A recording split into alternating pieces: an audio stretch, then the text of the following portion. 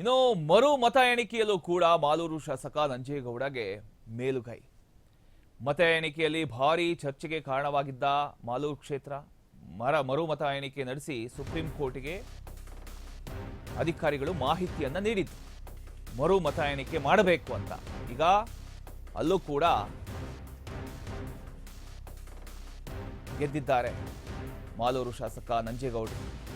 ಮತ ಎಣಿಕೆಯಲ್ಲಿ ಭಾರೀ ಚರ್ಚೆಗೆ ಕಾರಣ ಆಗಿತ್ತು ಈ ಒಂದು ಮಾಲೂರು ಕ್ಷೇತ್ರ. ಮರು ಮತ ಎಣಿಕೆ ನಡೆಸಿ ಸುಪ್ರೀಂ ಕೋರ್ಟ್ಗೆ ಅಧಿಕಾರಿಗಳು ಮಾಹಿತಿಯನ್ನ ನೀಡಿದ್ರು.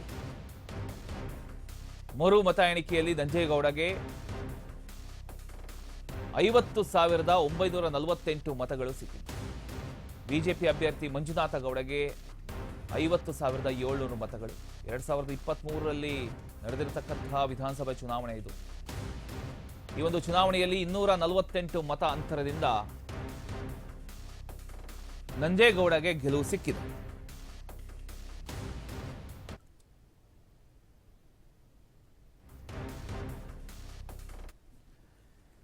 ಕರ್ನಾಟಕ ರಾಜಕೀಯದಲ್ಲಿ ಭಾರೀ ಚರ್ಚೆಗೆ ಕಾರಣ ಆಗಿರತಕ್ಕಂತಹ ಮಾಲೂರು ವಿಧಾನಸಭಾ ಕ್ಷೇತ್ರದ ಮರುಮತ ಎಣಿಕೆ ಪ್ರಕ್ರಿಯೆ ಇದೀಗ ಅಂತ್ಯ ಕಂಡಿದೆ.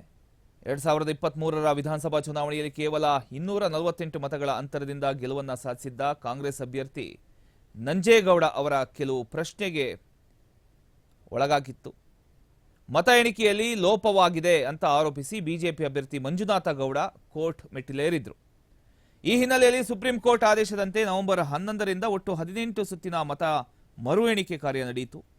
ಮರು ಎಣಿಕೆಯ ಫಲಿತಾಂಶವನ್ನು ಚುನಾವಣಾ ಆಯೋಗ ಮುಚ್ಚಿದ ಲಕೋಟೆಯಲ್ಲಿ ನ್ಯಾಯಾಲಯಕ್ಕೆ ಸಲ್ಲಿಸಿತ್ತು. ಇದೀಗ ಫಲಿತಾಂಶ ಬಹಿರಂಗವಾಗಿದ್ದು ನಂಜೇಗೌಡ ಅವರು 50,097 ಮತಗಳನ್ನು ಪಡೆದು ಮೇಲುಗೈಯನ್ನು ಸಾಧಿಸಿದ್ದಾರೆ. ಬಿಜೆಪಿ ಅಭ್ಯರ್ಥಿ ಮಂಜುನಾಥ ಗೌಡಗೆ 50,707 ಮತಗಳು ಲಭಿಸಿವೆ.